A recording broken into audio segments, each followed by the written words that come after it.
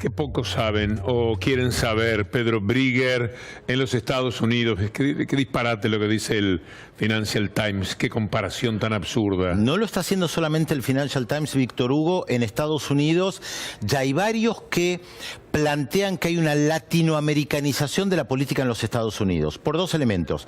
En primer lugar, porque dicen crece la desigualdad, la brecha entre ricos y pobres, al estilo latinoamericano, un continente muy desigual. Como si no supieran que inexorablemente el capitalismo es ese rumbo, ese camino, establecer brechas cada vez más amplias entre ricos y pobres. Como si fuera un fenómeno solo latinoamericano.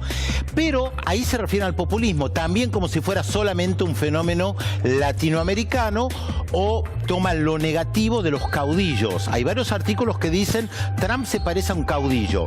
Todas las figuras latinoamericanas fuertes fueron caudillos. De derecha, de izquierda, no importa. Eran todos caudillos que arrengaban a las masas, las llevaban de las narices y ahí meten en la misma bolsa a Trujillo, a Perón, a Menem, a cualquiera. Allende. Todos como si fueran más o menos lo mismo. Hasta tal punto que, como se mencionaba, como decía Matías desde Estados Unidos, Enrique Peña Nieto, el presidente de México, fue muy duro con Trump. Dijo que esa visión populista es similar a la de Mussolini y Hitler. Palabras textuales del presidente de México. Pero vos habrás visto en su momento lo que le dijo Obama a Peña Nieto. Lo destrató un día que Peña Nieto, delante de él y del presidente de Canadá, de Trudeau, habló de populismo. Y Obama, fue cuando Obama dijo, yo soy populista entonces, con esa consideración que hacía Peña Nieto. Lo desnudó como un incapaz, lo destrató Obama a Peña Nieto.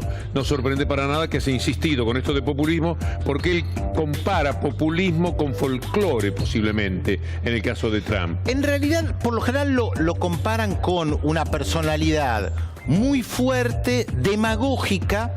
O sea, los populistas son todos demagogos que prometen mucho. Lo que no toman en cuenta es que muchos de estos líderes populares le dieron grandes beneficios a la gente. Vamos a hablar de nuestro tema de hoy, que tiene que ver con un dolor importante en nuestra América Latina. Sí, nos tenemos que trasladar a tu Montevideo, podemos decir, o a nuestro Montevideo, por supuesto, porque hubo una reunión de Parlasur. En el Parlasur hay un debate muy fuerte respecto de la situación en Venezuela. Es la crisis del Mercosur. Recordemos que hoy tenemos dos corrientes que están en disputa en América Latina. Por un lado, una corriente progresista, popular, populista, no importa cómo la definamos, y por el otro lado una corriente de derecha, conservadora, neoliberal. La corriente progresista durante muchos años, en estos últimos 15 años, era hegemónica. Podía imponer la agenda. Esto ha cambiado. Hay un gobierno de derecha en la Argentina, la Asamblea Nacional en Venezuela está dominada por la derecha, el gobierno de Paraguay se siente envalentonado y quieren excluir a Venezuela.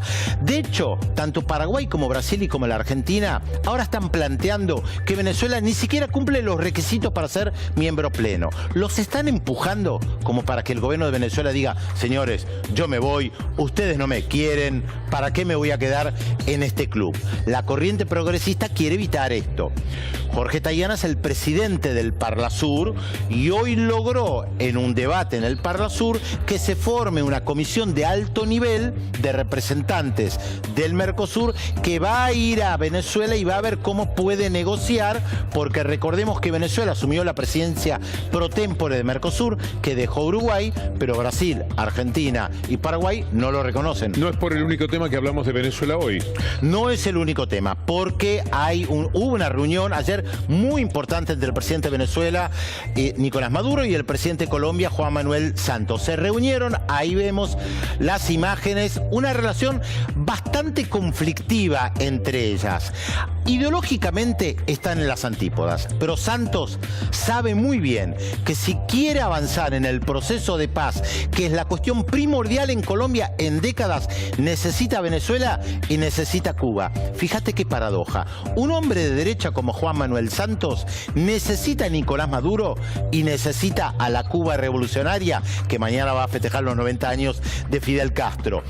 ¿Cuál es el problema central que hay entre Venezuela y Colombia Colombia, la frontera, miren el mapa, hay más de 2.000 kilómetros de frontera entre Venezuela y Colombia, una frontera muy porosa, hay miles, en realidad son cerca de 5 millones de colombianos que viven en Venezuela, y en la frontera entre Colombia y Venezuela hay una ciudad muy importante en Colombia que se llama Cúcuta, que del otro lado tiene una pequeña ciudad que se llama Ureña y donde hay mucho contrabando. Cuando uno quiere ir a transmitir a Venezuela muchas veces, tiene que ir por Cúcuta, te queda más cerca. Exactamente. Y de ahí saltás a San Cristóbal, por ejemplo, que es la otra ciudad importante en Venezuela. Cruzás la frontera Ureña, que es una pequeña ciudad, y después vas a San Cristóbal, que es el estado de Táchira. Mencionaste los 90 años de Fidel.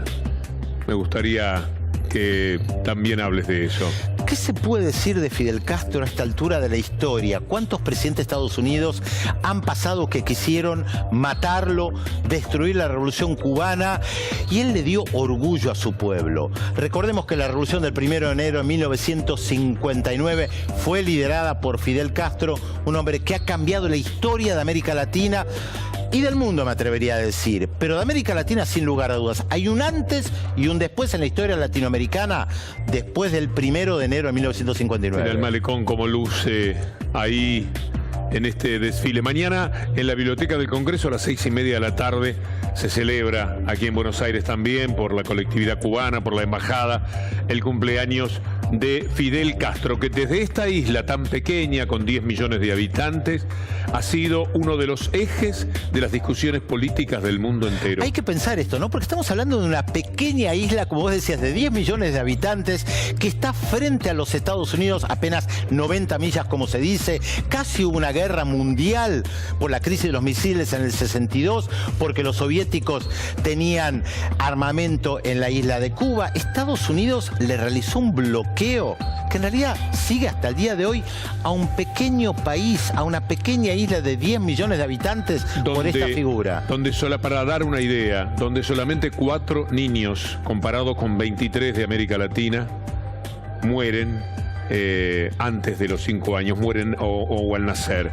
Es decir, la mortalidad infantil de Cuba es la misma de Alemania, de Francia, de Canadá, y es menor que la de Estados Unidos, que tiene 5 ahora. Cuba siempre está en 4, 4,20.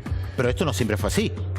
Antes del 1 de enero de 1959... Era 40 o 50. Claro, tenía altos niveles de pobreza, por eso aparece Fidel Castro, altos niveles de pobreza, corrupción en los partidos políticos. Hubo un político muy famoso que se suicidó en un programa de radio denunciando la corrupción. Como mostraba la película El Padrino, era el casino, era el casino, prostíbulo, exactamente, el patiecito de atrás de los Estados Unidos. Tal y lo cual. han revertido con las dificultades de la revolución. Están todavía bloqueados, 50 años de bloqueo.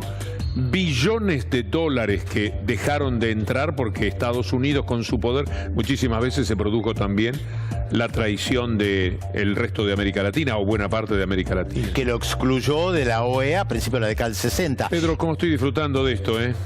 Bueno, es un gusto conversar contigo. Un dato más respecto a esto, como decís, del bloqueo. Porque para la gente tal vez es algo muy abstracto. Sí. ¿Qué significa esto? Que si una empresa alemana quería negociar con Cuba directamente, no se lo permitían. Claro. O que no podían ir de Estados Unidos a Cuba a llevar alimentos o medicamentos o empresas. Y que no se confunda la gente, el bloqueo todavía persiste. Todavía Lo que hay es una vinculación diplomática que se estableció, creo que gracias a Obama. Pedro, nos reencontramos el lunes. Por supuesto, seguiremos analizando acá la política internacional para tratar de comprender cómo y por qué el mundo gira al revés al final. Tenemos que hablar con Iván Jagroski de lo que pasa con Michetti, que no es de poca monta.